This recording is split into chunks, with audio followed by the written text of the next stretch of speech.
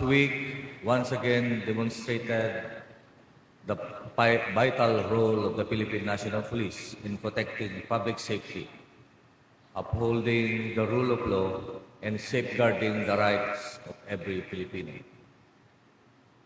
I commend every police officer who served during the fifth State of the Nation address of President Ferdinand R. Marcos Jr.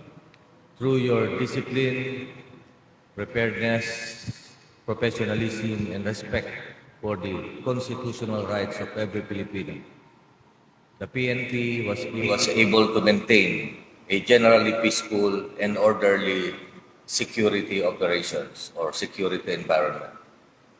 As we recognize its accomplishments, we also honor the memory of Patrolman Chris Heredero, who gave his life after faithfully completing his SONA security duty. His sacrifice reminds us that behind every successful operation are police officers who place duty above personal comfort and safety.